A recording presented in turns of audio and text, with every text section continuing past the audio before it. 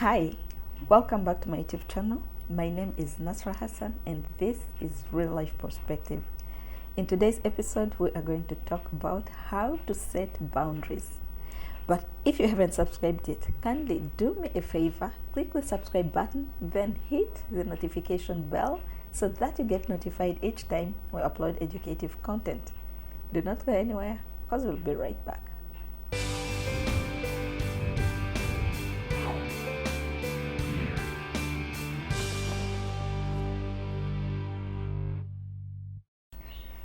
What are boundaries? These are guidelines that you put in place that communicate or indicate the extent to which you can tolerate what as an individual. You can set these boundaries in different aspects. You can set personal boundaries. You can set boundaries in terms of social media. You can set boundaries in terms of phone usage. You can set boundaries in terms of your space. You can set boundaries in terms of your body, your workplace. You can set boundaries in different spectrum. And today we are going to look at how you can set boundaries in all those different aspects. Personal boundaries. This is in terms of how you live your life.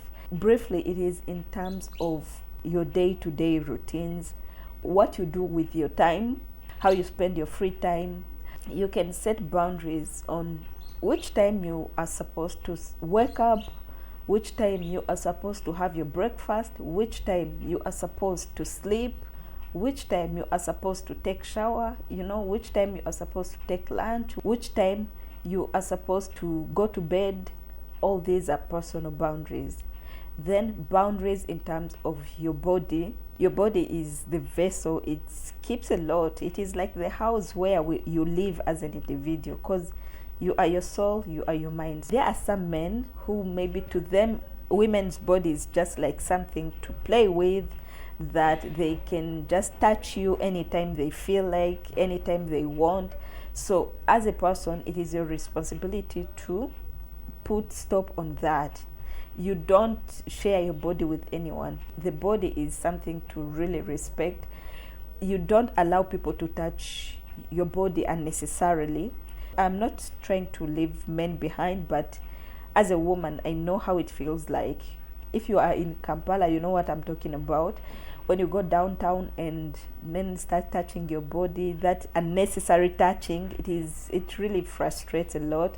And if you have really the possibility to stop that, you have to put boundaries. It can even be, let's say, in your workplace or in any environment, even at school. You are not going to allow anyone to touch your body anyhow, because you respect your body. So you are going to make people to respect your body.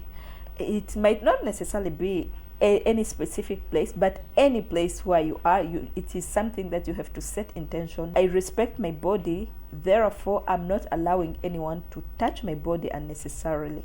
Even when you are in a relationship, whom you share your body with, unnecessary sex is not something to allow anyhow, because you respect your body. Your body, you don't share it with anyone.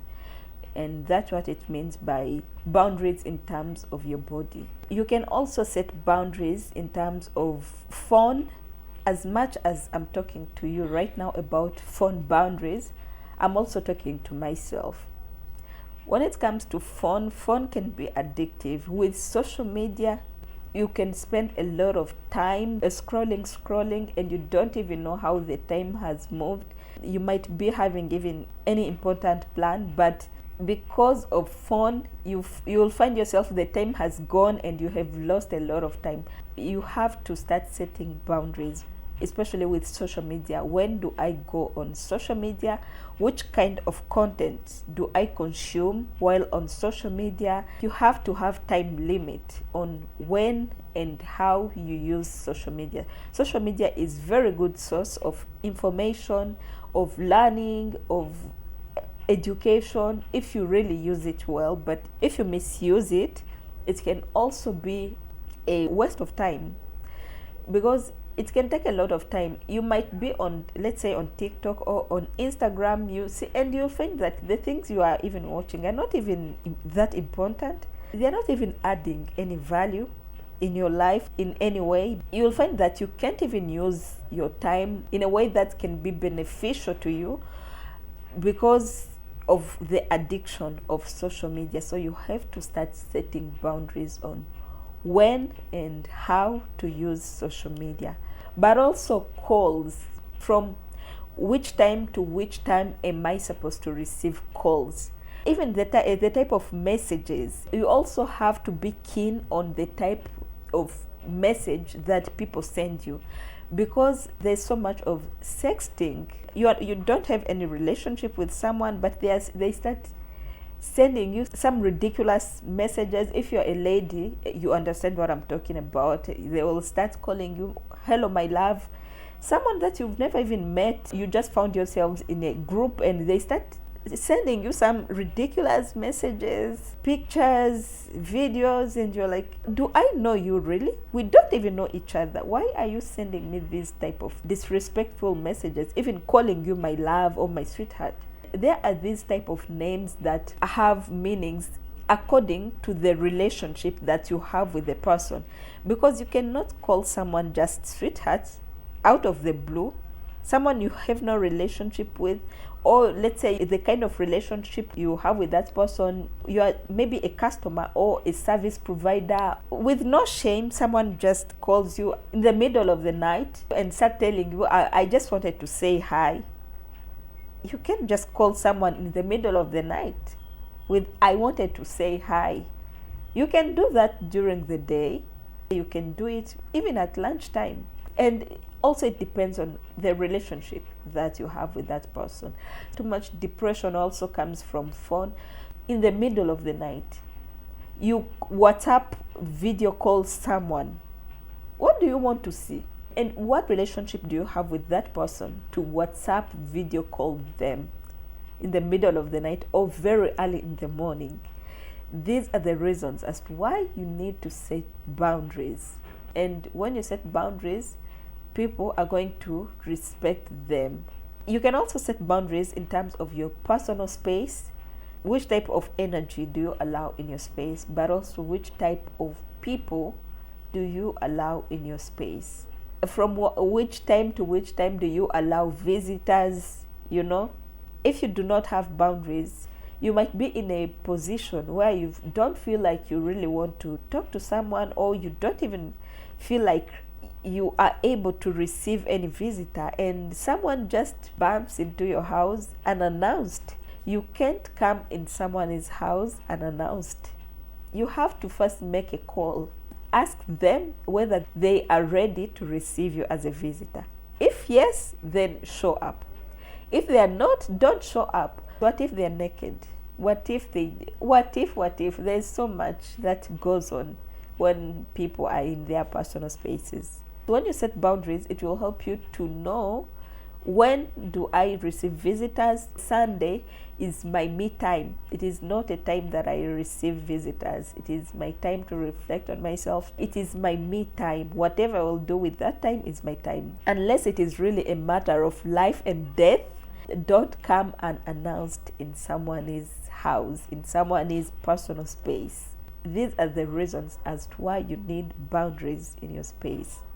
Even in the aspect of dating, workplace, even if you are married, you can still have your boundaries in place, because your partners or your spouse cannot respect you if you do not have boundaries.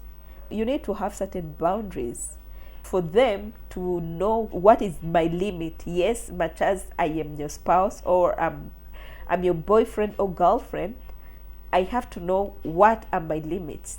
When you are so much in relationship with someone, there's a way how you get so much comfortable, and people can say whatever they want, or before you know it, they are even making a unnecessary joke with your body. It doesn't mean that because you have an intimate relationship with the person that they have just to make any joke that really you are not comfortable with. You have to make sure you set boundaries to avoid all that, whether you are in a relationship or marriage. In workplace also, you can set boundaries. Simply because we work together, it doesn't mean that we are friends. No, friendship is something that have to be intentional. You need to have some criteria for someone to be called your friend. Anyone just you meet somewhere and you say hi and immediately they become your friend, no, that's not how the friendship is built. So if you are in workplace, there has to be limit. You need to know what kind of conversation to have with your workmate. You have to have certain limits on the information you share with them, on the kind of conversation you have with them. They can be a workmate and then get promoted to your friend. It is possible, but it has to be intentional. They have to qualify to be called your friend, and you need to have certain qualifications for one to be called your friend. And if they qualify to be your friend, then you can intentionally take them as a friend, but not just because this is my workmate and we work together and we sit in the same office, or we sit in the same, let's say, any type of work that you are in. It does not mean that they are your friend. You can set boundaries in so many aspects of life. I've just given a few, but you can set boundaries in so many different aspects of life. Let's now look at the steps to set these boundaries. Step number 1, you must have a strong reason why you need to set this boundary in the first place. You can't just set boundary out of pressure simply because my friend has boundaries, I also need to set boundaries. No, you must have a strong reason why you want to set this boundary. Step number 2, you must communicate. How do you communicate? While communicating your boundary, you don't have to be mad, you don't have to be tough, you don't have to demand that. No, you are not demanding, you are communicating. And when you communicate it properly, then it will be easier for them to understand that. Yeah, but when you are mad, when you are tough, it will create some kind of misunderstanding to the people that you are communicating that boundary to. People make these mistakes. I personally have made these mistakes. So it means as I am talking to you about this, I am also talking to myself, because I've also made mistakes before of, instead of communicating, I had to demand. Every person wants to be communicated in a kind and respectful way. You are not demanding, but you are communicating, and you have to learn how to communicate that. And then step number 3, you have to reinforce. It is now your responsibility to make people to respect that. You have to first respect it for people to respect your boundary. People respect it according to how you've communicated to them. If you really want to reinforce it, you have to be serious about it. Let's say if you want to say no to something and you're like, no, you're laughing like this. It sounds like a joke. How will someone respect it? But if you look at someone in the eyes and say no, there's a big difference. There's no and no. There is a big difference. People respect your boundaries when they see that you are serious about it. What you are talking about is actually a serious matter. So you start by respecting it and then reinforce it, because when you violate your own boundaries, other people are not going to respect it. You have to make sure you follow through what you say. If your boundaries are not that strong and you keep breaking them, other people are not going to respect it either. Also, sometimes you have to be lenient, because it is something new to people. They might forget they are also human beings, because it is something new that they are trying to adapt to. But also you have to make sure it is not intentional, because there are some who will break it and it is intentional. They just don't care. So you have to know when it is intentional and when they have genuinely forgotten. Then number 4, you have to be consistent. It has become a new habit, so you have to consistently do that for you to get used and for other people to get used to it. And you have to note that when you set new boundaries, you are going to lose people, because not so many people are going to adapt to this new you. Let's say if you used to be a people pleaser. People are used to a people pleaser. So you are introducing to them a new person with new boundaries, To some people, it's going to be difficult. Therefore, you are going to lose certain people. And you don't have to worry about that. Because, yeah, it has nothing to do with you. For you, you have to keep consistent with your boundaries. You are going to encounter so much of people telling you, whom do you think you are? Do you want to know who I am? I am such a big deal. In fact, I am the creme de la creme. That's who I am. And those people who are going to raise those kind of questions, whom do you think you are to set boundaries, are the reasons as to why you need those boundaries. They're going to be like, you have become so complicated, you have changed, you have this, you have that. Whom do you think you are? You are the creme de la creme. You are such a big deal. That's why you need those boundaries, because you matter.